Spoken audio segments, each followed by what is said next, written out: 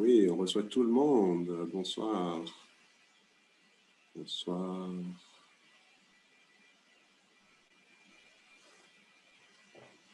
Bonsoir à tous. Nous sommes encore en train d'accueillir tous les gens qui sont dans la salle d'attente. Bienvenue à ce premier Journal Club de Psyché Lyon. Vous pouvez soit allumer votre caméra, soit non, à votre guise. Il nous reste encore quelques personnes.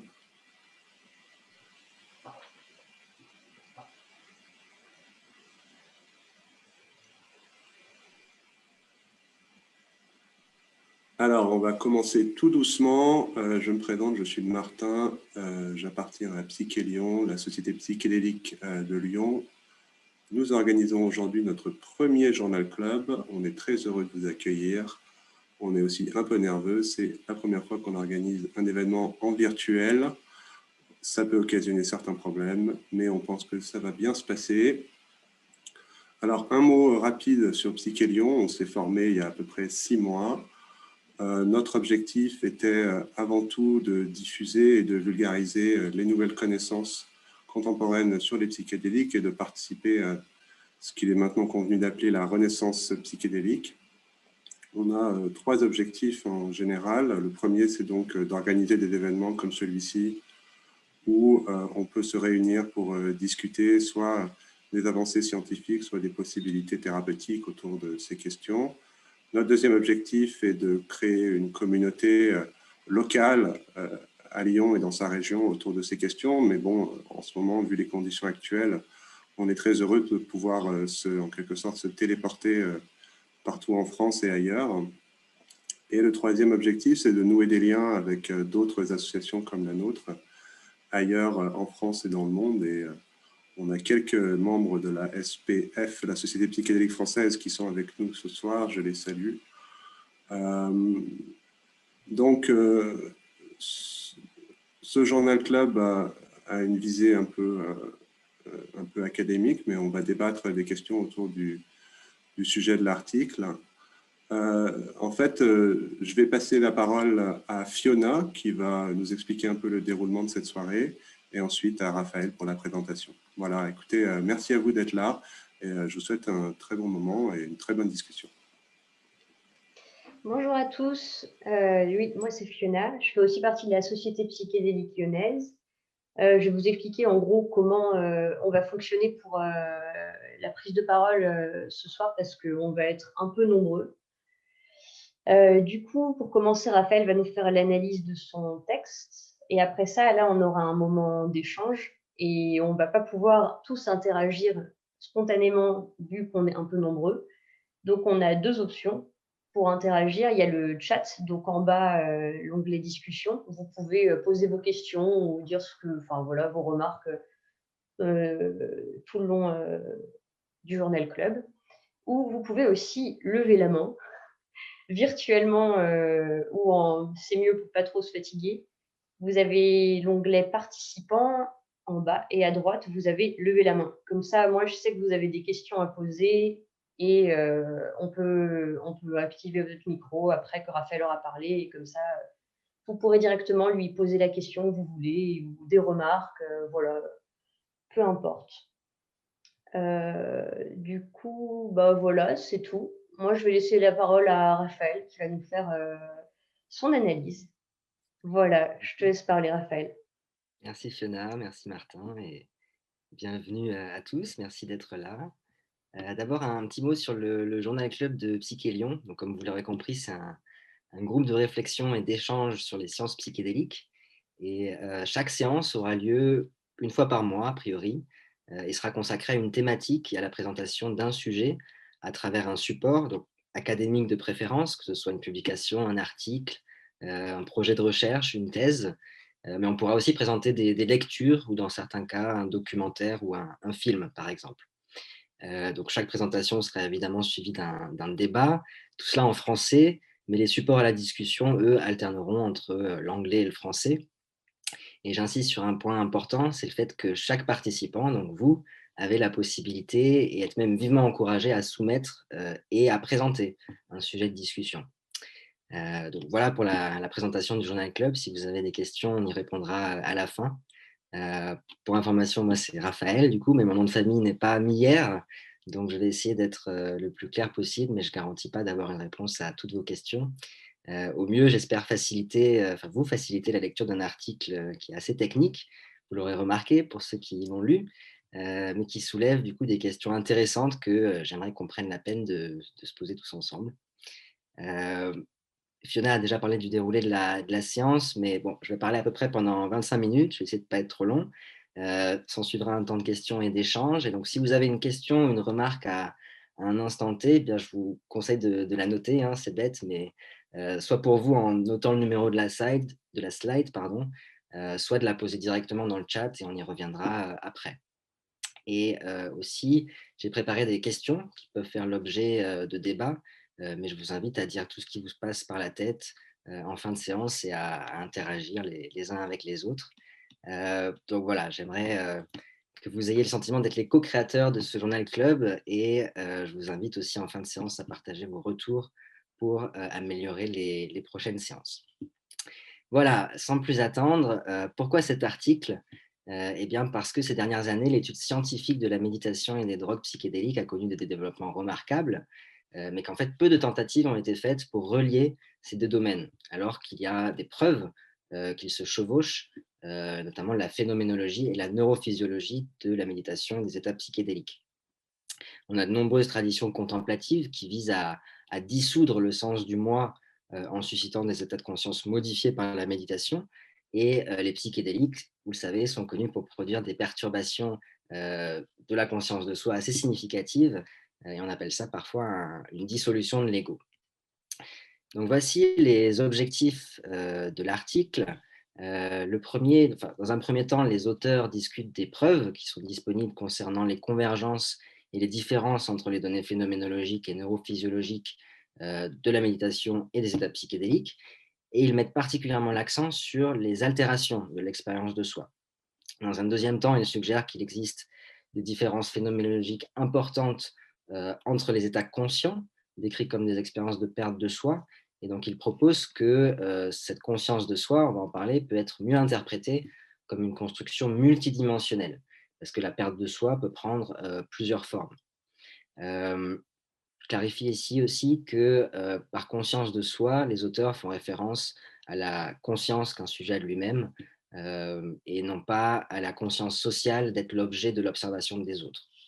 Dernier point, on examinera les résultats à long terme des expériences de perte de soi induites par la méditation et les psychédéliques sur les traits individuels et le comportement prosocial. Voilà le programme. Je vous propose sans plus attendre de rentrer dans le vif du sujet, mais vous pourrez voilà, c'est pour vous aider si par la suite vous souhaitez revoir les slides, je pourrais vous les envoyer si vous le souhaitez. Premièrement, un aperçu de la neuroscience, des psychédéliques et de la méditation.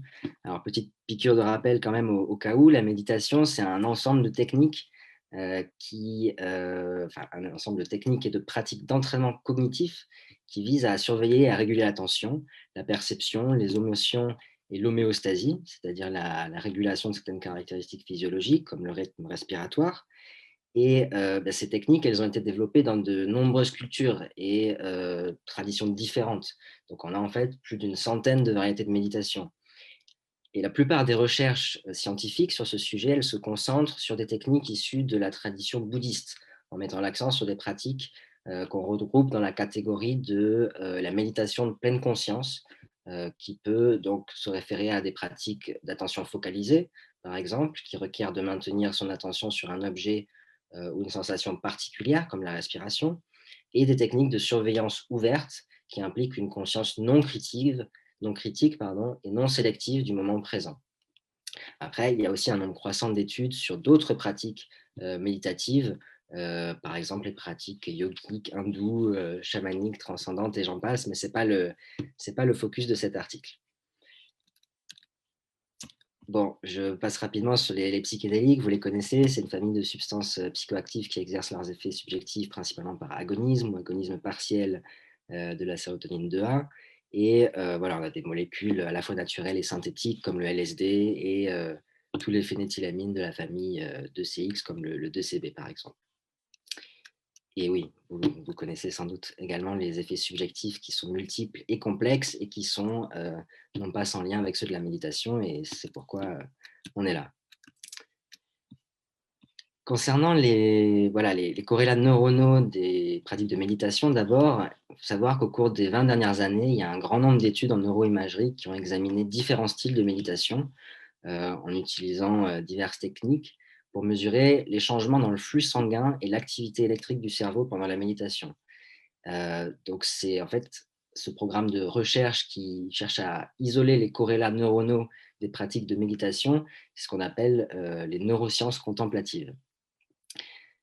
On a là une récente méta-analyse de 78 études de neuroimagerie fonctionnelle de la méditation qui ont révélé des modèles dissociables d'activation et de désactivation pour 4 styles de méditation communs que vous retrouvez donc dans ce tableau.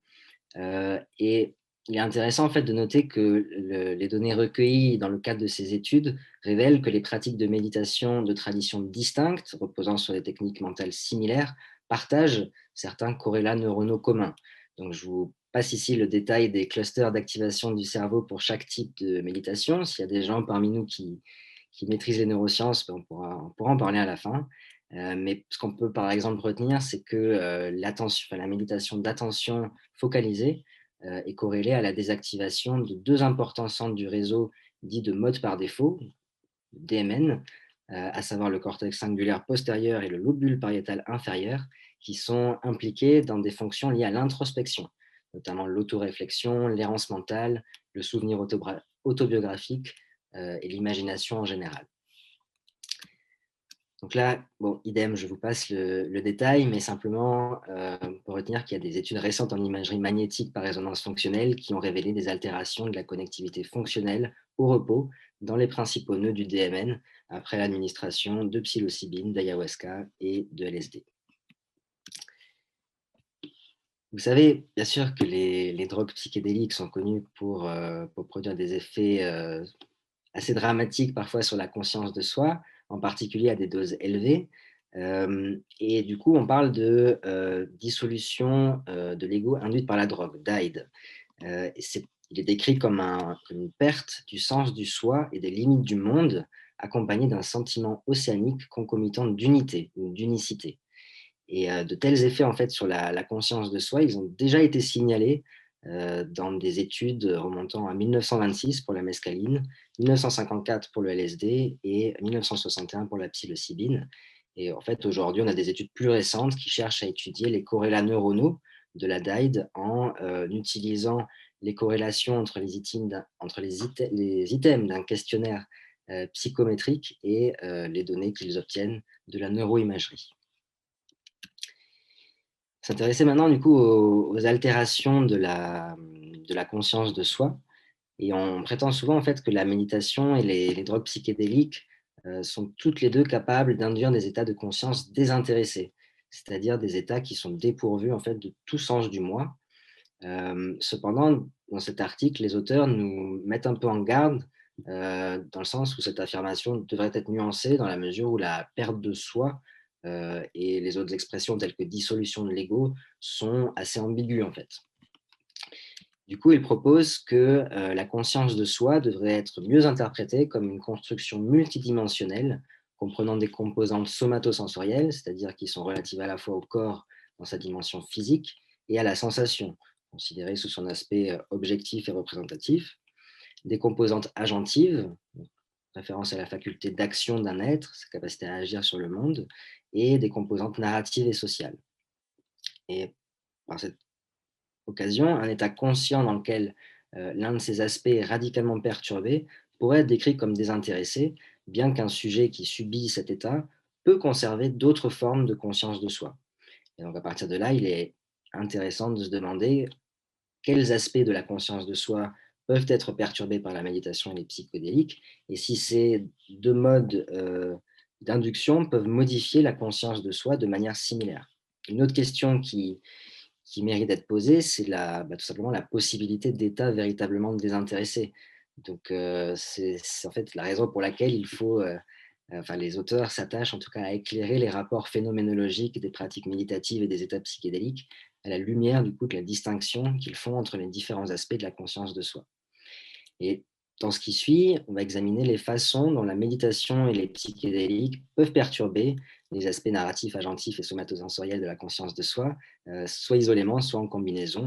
Et on va discuter des autorapports sur les états de conscience non duels et de conscience pure. Alors accrochez-vous bien. Voilà. Comment perturber la conscience narrative de soi? Il y a au moins deux façons de la perturber. Premièrement, le taux d'occurrence de la pensée autoréférentielle et du voyage mental dans le temps peut être considérablement réduit, voire supprimé pendant un certain temps. On a des études qui ont démontré que l'errance mentale et le voyage mental dans le temps sont plus omniprésents à l'état de veille que nous le pensons, parce qu'en fait, on n'est tout simplement pas conscience on n'a pas conscience de ces épisodes. De plus, ces épisodes d'errance mentale quotidiens sont principalement axés sur l'avenir et ils impliquent fréquemment la planification et l'anticipation d'objectifs personnels. Et donc, en fait, une grande partie de notre vie est consacrée à ces pensées auto-impliquées dans la mesure où elles incluent des pensées spontanées de soi sur l'avenir.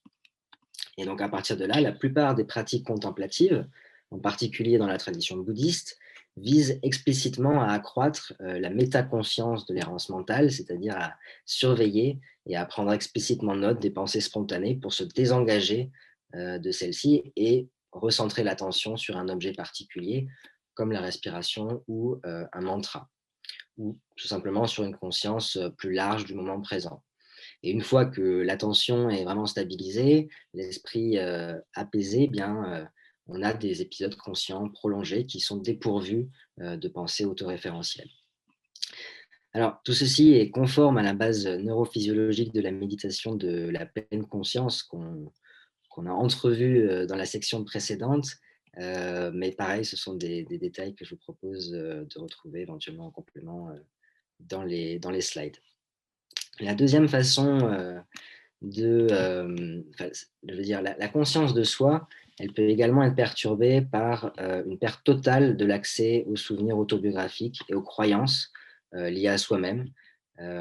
Alors, ce cas est le premier, ils sont liés, mais l'expérience de la perte d'accès à ces souvenirs et à ces croyances, elle peut différer de la simple cessation de la pensée de soi.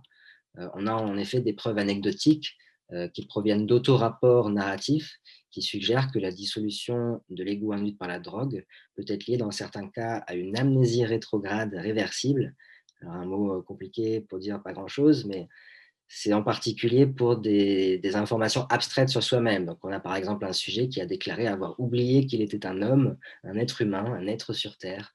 Tout est parti, juste des sensations et des visions infinies. Et on peut aussi noter que la diminution de la connectivité fonctionnelle au sein du DMN est associée à des déficits de mémoire liés à l'âge et à la maladie d'Alzheimer.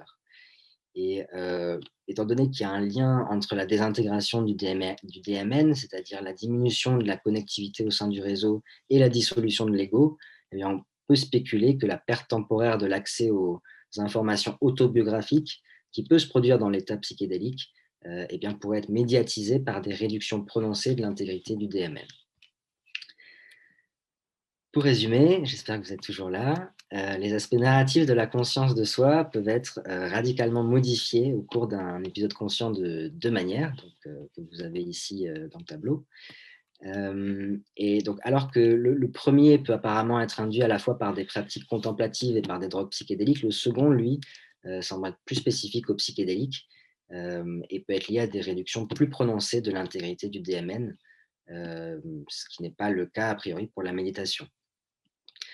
Dans le premier cas, on a une recherche d'informations sur soi-même qui est effectivement réduite, soit par le contrôle de l'attention dans le cas de la méditation, soit peut-être par un changement involontaire de l'attention dans le cas des états psychédéliques.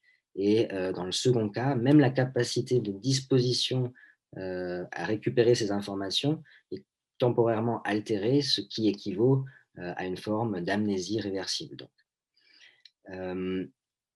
Une autre chose qu'il est aussi important de noter, c'est que ces altérations des aspects narratifs de la conscience de soi se présentent évidemment sous forme de degrés à faible dose de psychédélique ou chez les méditants débutants, ces pensées spontanées, autoréférentielles et le voyage mental dans le temps ont peu de chances, a priori, de disparaître entièrement, en tout cas pendant une période prolongée. Alors, les pensées liées à soi-même, c'est l'exemple le plus parlant de conscience de soi, mais la conscience de soi ne se limite pas strictement au domaine cognitif. En particulier, il y a des auteurs qui ont souligné la nécessité de faire la distinction entre le moi narratif, dont on vient de parler, et le moi minimal ou incarné. Par exemple, Gallagher, un auteur, définit le moi minimal comme une conscience de soi-même en tant que sujet immédiat d'expérience non prolongée dans le temps. Donc, par opposition à l'épaisseur temporelle du moi narratif et des souvenirs autobiographiques. Il y a beaucoup d'auteurs qui ont aussi insisté sur l'idée que le moi minimal est lié à l'incarnation et à l'agence. Donc, ils assimilent cette forme fondamentale de conscience de soi à une conscience de soi en tant qu'agent incarné. Euh, les auteurs ici nous disent que c'est une distinction qui est utile pour clarifier la notion générale de conscience de soi, mais elle reste assez ambiguë et potentiellement simpliste, d'après eux. Et c'est pourquoi ils distinguent au moins 3 constructions qui ont été liées à une forme fondamentale de conscience de soi ancrée dans un traitement multisensoriel, à savoir premièrement le sentiment de propriété du corps, deuxièmement la conscience corporelle en général, c'est-à-dire la conscience de toute sensation corporelle, interne ou externe, et troisièmement l'autolocalisation spatiale, c'est-à-dire l'expérience d'être situé quelque part dans l'espace par rapport à son environnement perçu. Et donc, dans ce qui suit, je vais simplement vous parler de la conscience corporelle et on pourra revenir sur les 2 autres dans nos échanges. Alors, la conscience corporelle elle peut être définie comme la conscience des sensations corporelles en général, y compris les stimuli tactiles, proprioceptifs, nous disent-ils, c'est-à-dire bien des sensations qui se disent de la sensibilité du système nerveux aux informations sur les postures et les mouvements venant des muscles et des articulations, et des sensations, des stimuli interoceptifs, donc ce qui renvoie à la sensibilité dont les stimuli proviennent de l'organisme même.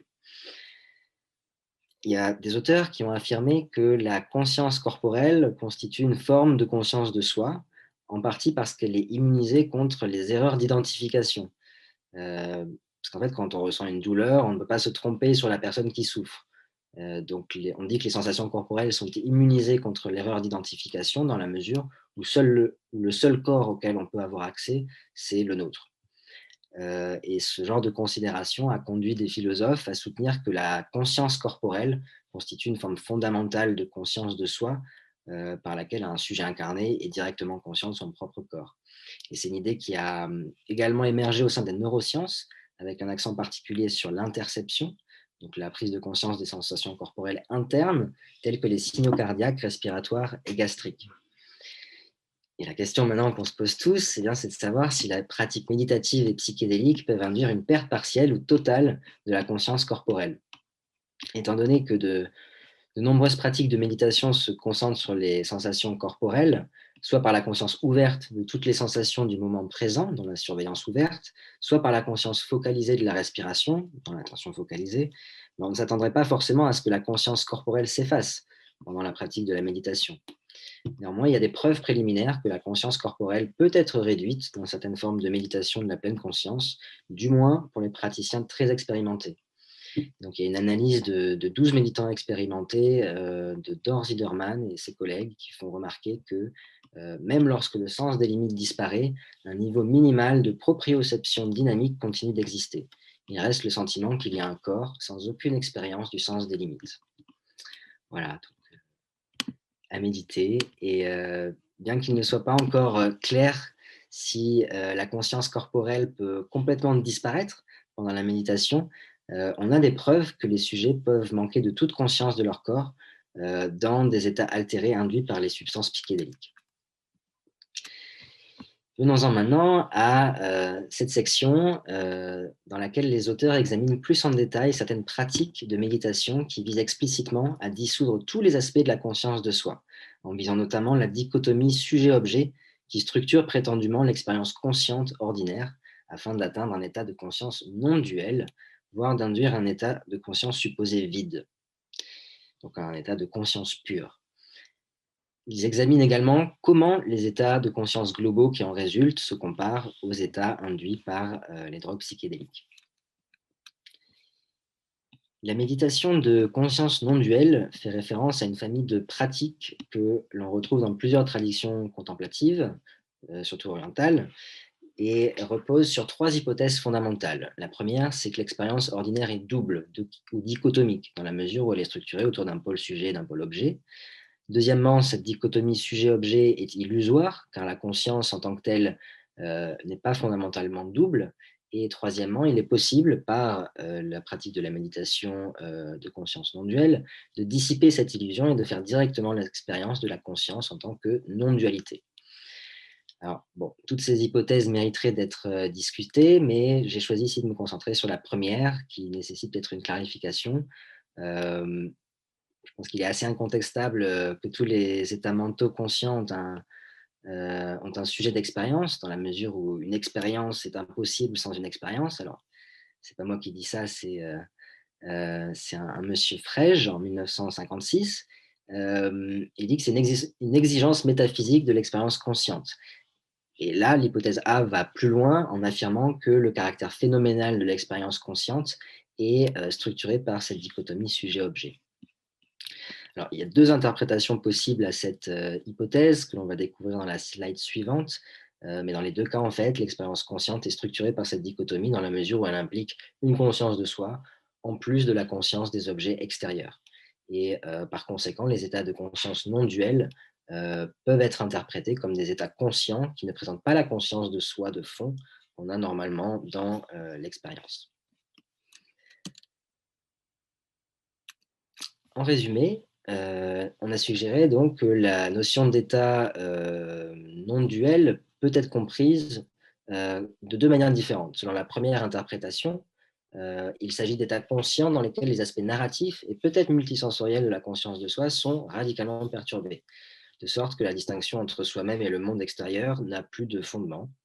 Et selon la deuxième interprétation, les états conscients ordinaires impliquent une forme minimale de conscience de soi, qui n'est pas liée à à un contenu spécifique, mais à un sens spécial de don de soi, de mindness. Alors, je ne savais pas comment traduire ça en français.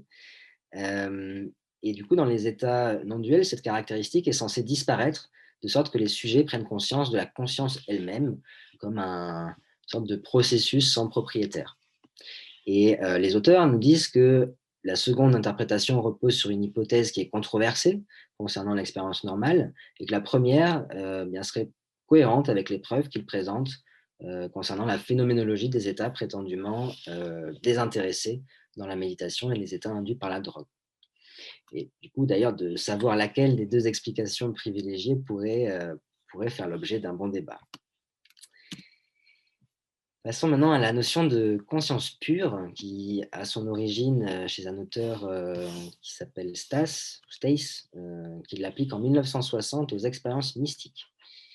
Et un état de pure conscience est donc caractérisé par un vidage, par un sujet de tout contenu expérientiel et de toute qualité phénoménologique, y compris les concepts, les pensées, la perception des sens et les images sensuelles.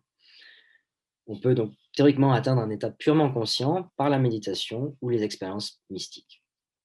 Cependant, la question de savoir si les états purement conscients sont possibles est sujet au débat. Certains ont affirmé qu'ils sont possibles parce qu'on ne peut pas être conscient sans être conscient de rien du tout, ou parce qu'on ne peut pas avoir une mémoire épisodique d'un état dépourvu de contenu expérientiel.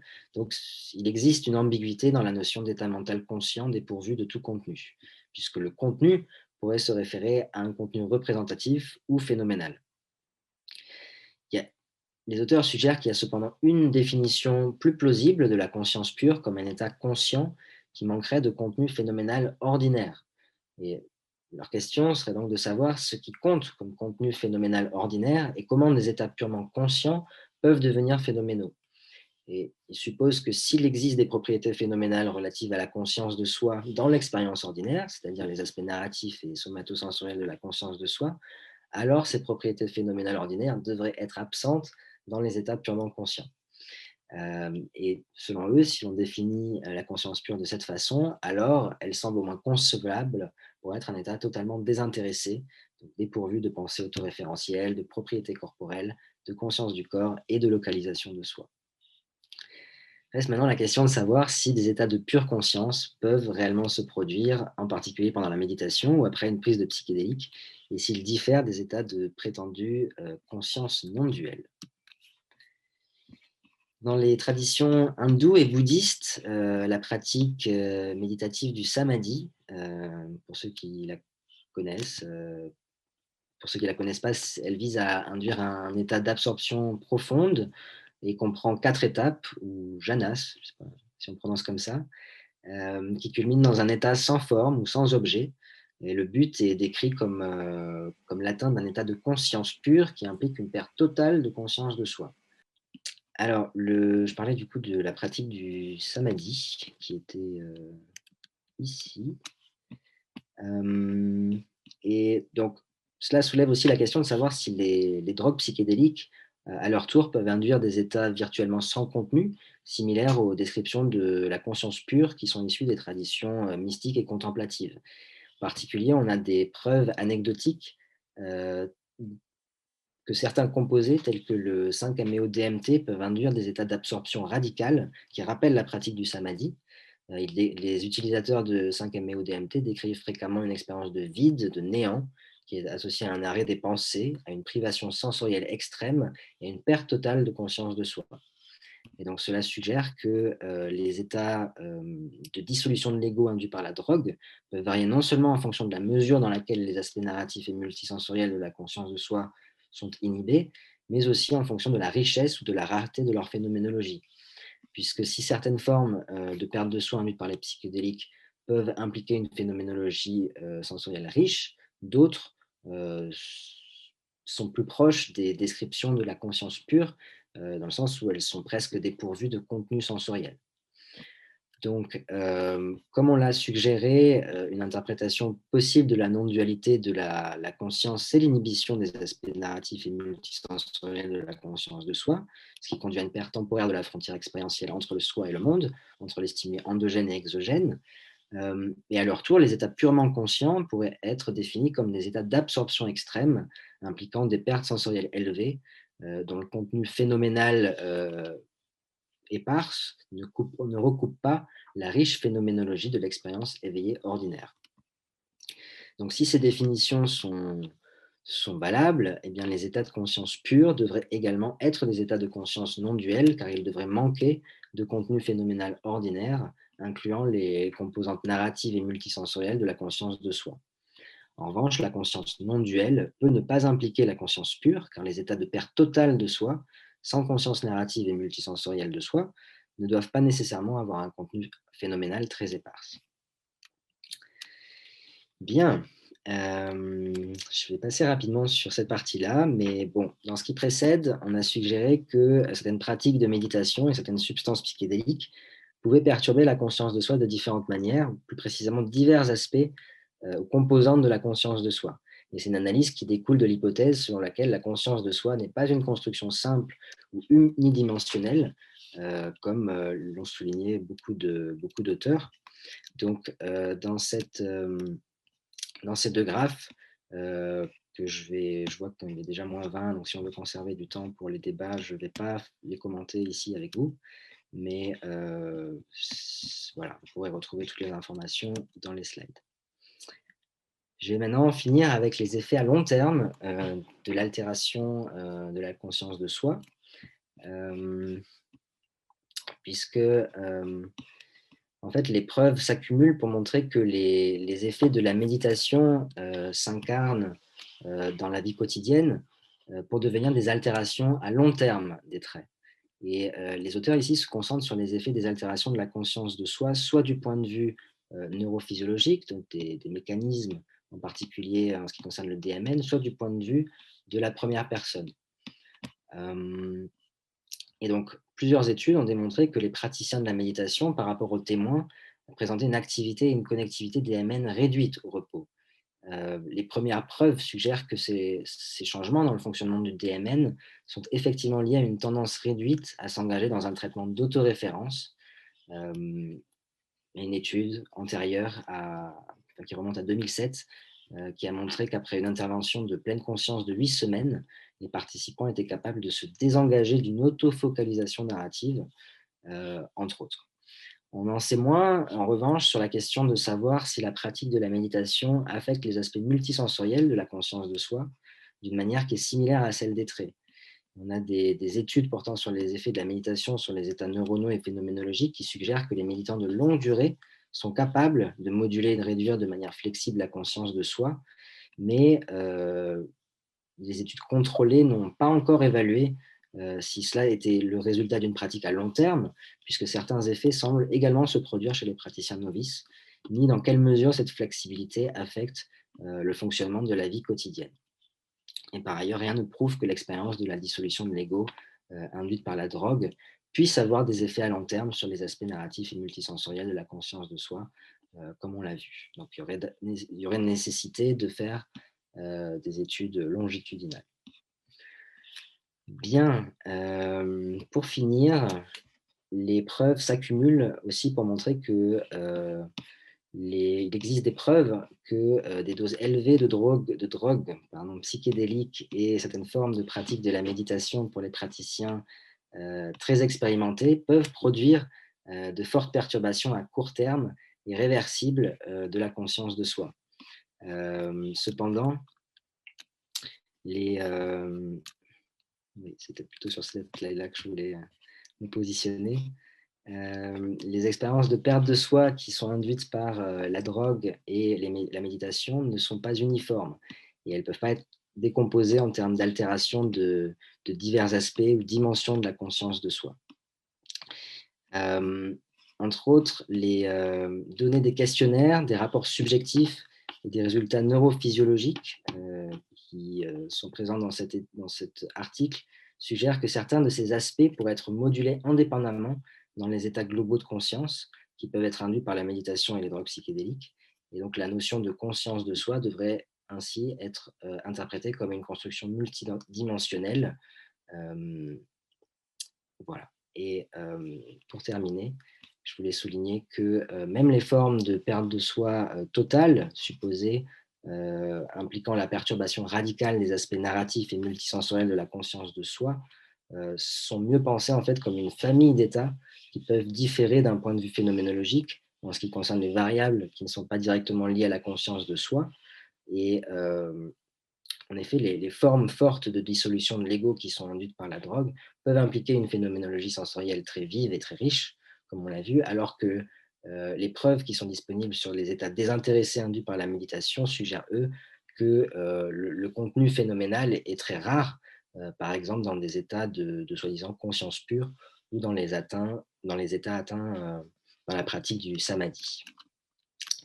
Voici, j'ai été un peu long, mais merci pour votre attention. Et si donc vous avez des questions, c'est le moment où vous prenez la parole.